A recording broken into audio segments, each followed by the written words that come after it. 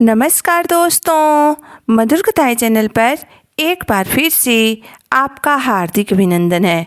तो आज की मेरी कहानी का शीर्षक है औरत का जीवन। तो चलिए शुरू करते हैं आज की अपनी ये कहानी। बाबुल का घर छोड़कर जब पिया के घर आती है एक लड़की, शादी के बाद तब औरत बन जाती है। अपनों से नाता तोड़कर किसी गैर को अपनाती है, अपनी ख्वाहिशों को जलाकर किसी और के सपने सजाती है, तब एक लड़की औरत बन जाती है। सुबह सवेरे जागकर सबके लिए चाय बनाती है, नहा धोकर फिर सबके लिए नाश्ता बनाती है, पति को ऑफिस के लिए विदा कर बच्चों का टिफिन सजाती है, झाड़ू पोछा निपटाकर जल्दी से कपड़ों पर जुट जाती है। तब एक लड़की औरत बन जाती है। उसे पता ही नहीं चलता कि कब सुबह से दोपहर हो जाती है। फिर से वह सबका खाना बनाने के लिए किचन में जुट जाती है, सास ससुर को जल्दी से खाना परोसकर स्कूल से बच्चों को लाती है और वह बच्चों संग हंसते हंसते खाना खाती और खिलाती है। तब एक लड़की औरत बन जाती है। फिर शाम को बच्चों को ट्यूशन छोड़ थैला थाम बाजार जाती है। घर के अनगिनत काम कुछ देर में ही निपटा कर आती है। उसे पता ही नहीं चलता कि कब दोपहर से शाम हो जाती है। फिर वह सास ससुर को चाय देकर रसोई में भीड़ जाती है, खाना पीना निपटाकर फिर बर्तनों पर जुट जाती है। सबको सुलाकर सुबह उठने के लिए फिर वह सो जाती है।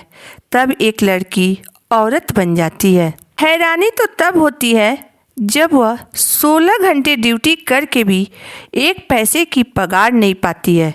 फिर भी न जाने क्यों दुनिया उस औरत का मजाक उड़ाती है, जो पत्नी, माँ, बहन, बेटी न जाने और कितने रिश्ते निभाती है।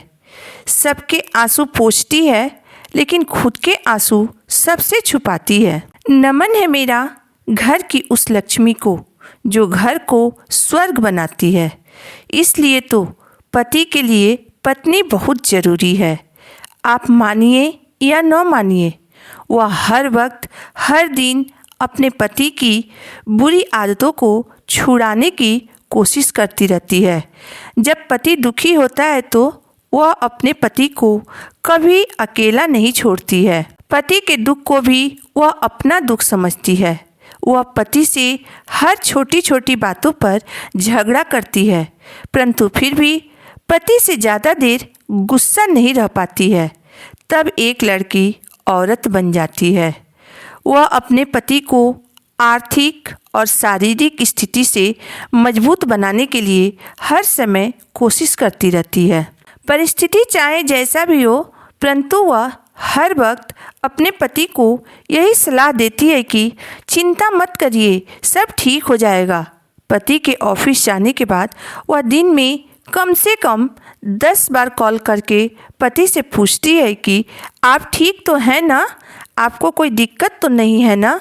उसके बार बार कॉल करने के कारण कभी कभी पति को गुस्सा भी आ जाता है, परंतु वह कुछ भी नहीं कर पाता है, क्योंकि वह अपनी जान पर खेलकर उसके बच्चों को जन्म देती है तथा उसका वंश बढ़ाती है। तब एक लड़की बेटी से माँ बन जाती है।